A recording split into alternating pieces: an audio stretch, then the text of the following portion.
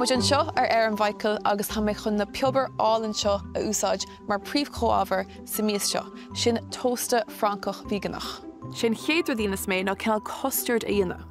Sé an comhabhar dríochtúil san idir seo ná aquafaba. Sin an leacht an tú é canna sicfíisinaí. Ceap an glór daoine gur fuileachtáin agus bíonn sé caite amach, ach na riar is féidir a úsáid glór ides agus feimíonn sé cosa le uimheacha. Tá prótein agus starse an agus tá sé an úsáideach mar comhabhar. Comhabhar an speisialta eile ná sálan dó. Tá bála cosú le sulfar ar seo agus tá sé an cosa le uimheachaí, mar sin oibríonn sé go maith in éon ides in áit uimheachaí. Seach leis. Agus freisin rud beag turmeric, mar tá muid gur dá buí a chorthú, mar eall go bin an rud a bfach cleacht ag daoine ar I tósta Francach, dá sort buí. Mar sin tá mé chun iad a bhasca le chéile go maith. Tá mé gur rud beag air a chóiristeach san aquafaba. Le breanú ar inis tá sé an cosa le uimheachaí. Agus an sin rud beag plúr, tá muid duna cinál custard an seo, agus bhálíonn an plúr bheith an le éad dhéana rud beag níos tuachte. Agus tá mé gur é seo a bhasca timpeall go maith, sa chuí nach mé aon chuid go plúr gramí le chéile go mé sé ar fád jasmín.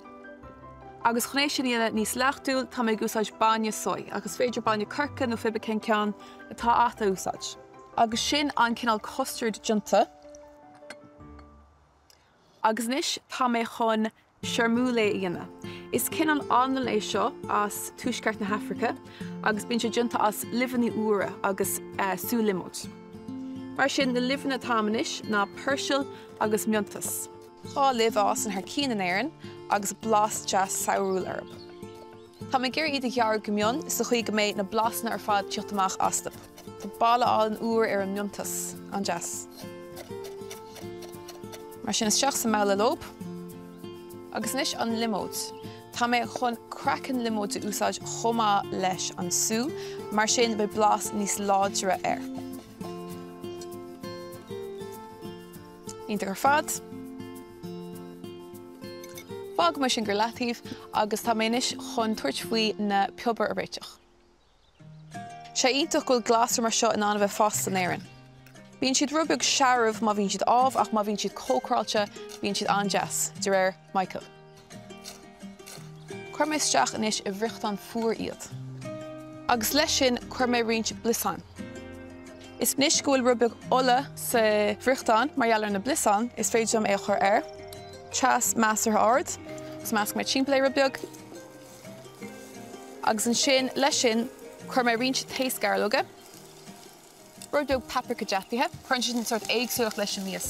Chomá le cumín agus rúdainn beag salann. Agus tá mé gur bheith cinnte go bhfuil na glasraí go thomláin clúdaí na spíosraí. Agus cníad a cócar go thomláin turbeag isce bhain. Ard mé an teas, mar tá mé gur fáil ré leis an chuideas mú an leacht sin. Agus mé ag fáint le sin is féidirm an tósta Francach héanaíonna. Teas meas ar ard ríist agus roinnt ola ar an bhrichtán. Agus tá an measc an custard a dhéanam mé níos lúte an seán. Níd gur go mé an trán go thomláin fluch, tá gur go mé an igocht ceart fós an, ach ag an céine tá gur go mé se go thomláin clúdaí sa meascán. Agus an tíbheile. Isteach leis. Agus níd gur lábh legan air go dtí go mé sé thart ar cháú mid ar an bhrichtán. Tá gur seans a chuirt gon custard tíocht le chéile agus nach mé sé gramú gon frichtán nuair umprinn tú é. Ítach, perfect. Agus méid fannach le sin, tá méid chun an seirmúla a bhasca isteach leis an measc an glasraí. Níl mé gur é chócairt ráada, tá mé gur go mé dá jazz glas fós ar na glasraí agus go mé blas uair na limóide fós an freisin. Agus tá sin amais chuileir a chuir le chéile ar phláta. Mar sin, tosa muid amach leis an sliseog tósta Francach. Go hálann. Nis na peobair agus na blisán. Fáiste seo go hálann mar cinál bricfásta dearnach nó lón lua. Agus rudbeag iogurt gréagach víganach. Síalta los na gréine tóstáilte. Agus roinnt an den chili vilis. Bhí sé chomhéasca le sin agus breanann sé glóite ceart. Sin an tósta Francach le peobar agus blisan.